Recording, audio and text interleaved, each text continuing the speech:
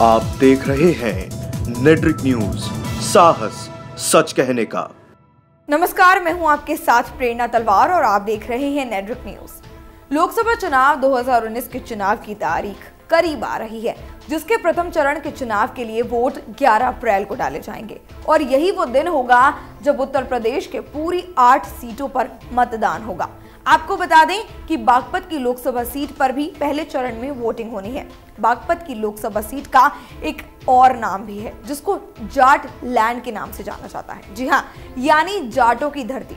और एक और कारण ये है कि ये सीट आरएलडी का गढ़ रही है। हालांकि ये बात और है कि यहाँ से कांग्रेस शुरू के दौर में 1 नहीं, 2 नहीं बल्कि 5 बार किला जीत चुकी है।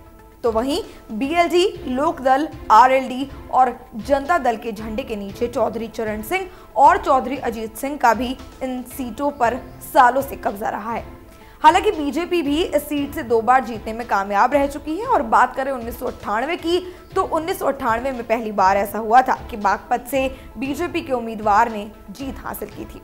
तो वहीं साल 2004 के चुनाव में पार्टी के उम्मीदवार डॉक्टर सत्यपाल सिंह को बागपत से जीत हासिल हुई थी। लेकिन उससे भी बड़ी बात यह है कि भारतीय जनता पार्टी ने इस जगह से लगातार दूसरी बार इस सीट पर परचम लहराया है। और इससे भी ज्यादा मजे की बात यह है कि साल 1998 में लोकसभा चुनाव के बाद भाजपा को इस सीट पर पूरे 16 साल बाद जीत मिली थी। आपको बता दें कि साल 2014 में लोकसभा चुनाव में बीजेपी ने सत्यपाल सिंह को प्रत्याशी बनाया था और डॉक्टर सत्यपाल सिंह ने रिकॉर्ड वोटों से जीत का परचम लहराया था।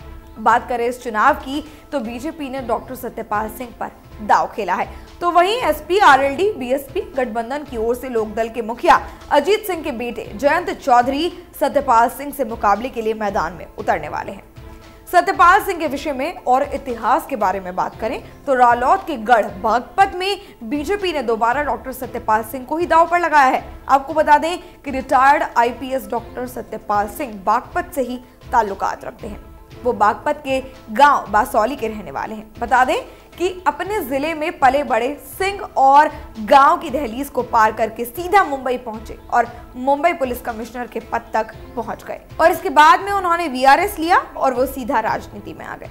बड़ी बात यह है कि पीएम मोदी ने उन्हें अपने मंत्रिमंडल का हिस्सा बना लिया और केंद्रीय मंत्री के पद पर आसीन होने के बाद उन्होंने अपने जिले में कई विकास कार्य किए और लोगों के बीच इसका असर भी खूब देखने को मिला। देखा गया है कि शायद यही वजह है कि इस सीट से टिकट मांगने वालों की लंबी लाइन के बावजूद भी डॉक्टर सत्यपाल को फिर से भाजपा ने अपना उम्मीदवार बनाया है।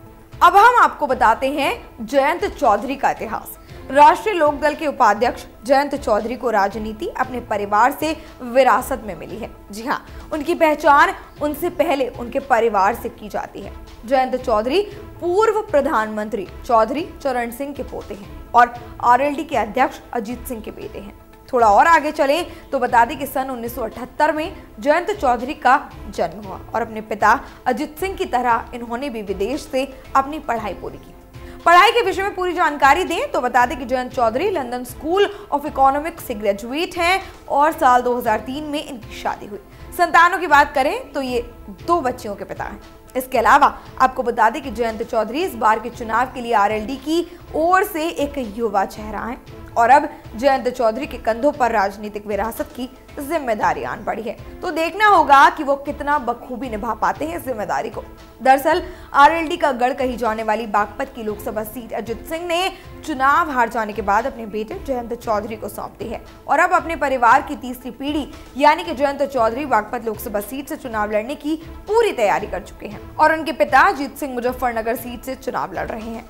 बागपत सीट एक ऐसी सीट है जिस पर पूरे देश की निगाहें टिकी रहती हैं और इस सीट पर दोनों ऐसे प्रत्याशी हैं जिनका इतिहास इतना ज्यादा फला फूला तो नहीं है, लेकिन हाँ, उनमें से किसी एक को राजनीतिक विरासत मिली है तो कोई सादगी से चुनाव लड़ने के लिए आगे आ रहा है। जी हाँ, और एक बार फिर से बता दें कि एक तरफ पूर्व प्रधानमंत्री चौधरी चरण सिंह बागपत से सांसद की सीट पर आसीन रह चुके हैं, तो वहीं उनके बेटे अजीत सिंह ने इसी सीट से न जाने कितनी बार चुनाव जीता है और इस बार जयंत चौधरी का ये प्रयास रहेगा कि पिता की ही सीट को फिर से आरएलडी के खाते में लेकर आए। लेकिन देखना ये होगा कि डॉक्टर सत्यपाल सिंह इनका कितनी बखूबी से सामना कर पाते हैं। तो फिलहाल के लिए इतना ही, फिर से लौटेंगे एक और बड़ी खबर के साथ। इस वीडियो को लाइक और शेयर करना बिल्कुल मत भूलिएगा और चैनल को सब्सक्राइब जरूर कीजिएगा। नमस्कार। हमारे साथ जुड़े रहने के लिए हमारे YouTube चैनल को सब्सक्राइब करें, साथ ही बेल आइकन को दबाएं। नेट्रिक न्यूज की खबरें सबसे पहले देखने के लिए।